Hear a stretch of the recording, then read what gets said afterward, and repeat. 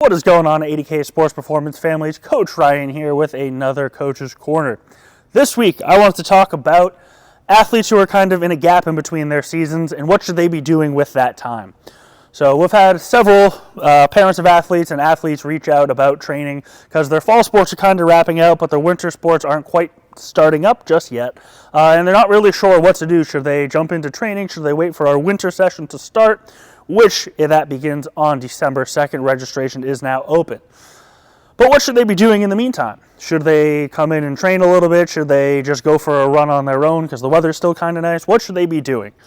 So I've had a lot of really good conversations with parents and with athletes about what they should be doing with this time. And it kind of depends on where they are coming out of their fall sports season.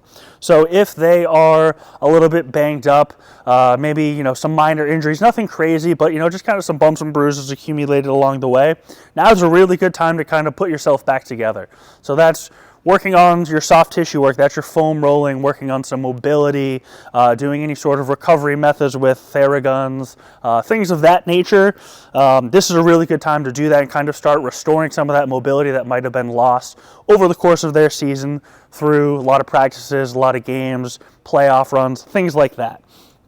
It's also a really good time to try to regain a little bit of strength that might have been lost. If your athlete wasn't training during their fall sports season, they've definitely lost some strength and they've probably got a little bit slower. So yes, it's only a couple weeks until winter sports start, but getting a few weeks of training in is going to be way better than waiting for the start of the winter session or not starting at all.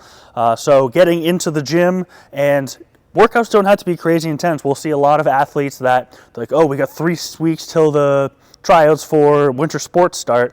I got to kick my butt this next couple weeks. But if you haven't been training or coming off of a really hard season and you're already a little bit beat up, chances are that's probably not the best thing for you to do because you might end up getting hurt trying to get ready for your season. So making sure that you're doing appropriate intensity and volume in your training is going to make sure that you hopefully don't get hurt, and also that you're doing what's going to be really beneficial for you, because if you're someone who is a football player and you've been taking hits for the past several months, doing crazy heavy lifts that are really intense and putting a lot of stress on your body, probably not the best decision. But working through some full ranges of motion under load and working on getting nice and explosive, building back some of that strength, but also really letting your body kind of recover and repair while still exercising, that's going to be way more beneficial than running yourself into the ground. And on the topic of running yourself into the ground, running 3-4 miles at a time in order to get in shape and get your legs under you, also probably not the best decision, especially if you're coming out of a season, because chances are you were doing a good amount of conditioning for whatever sport you were playing in the fall. So you're already probably in pretty good shape conditioning wise. But what you really want to do is focus on getting some good quality sprints in, so that way you kind of have that pop when you are going to go into your basketball season, your hockey season for the winter.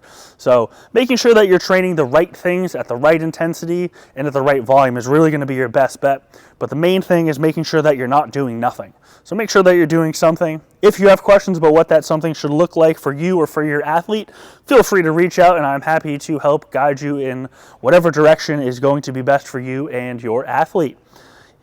We will catch you in next week's Coach's Corner.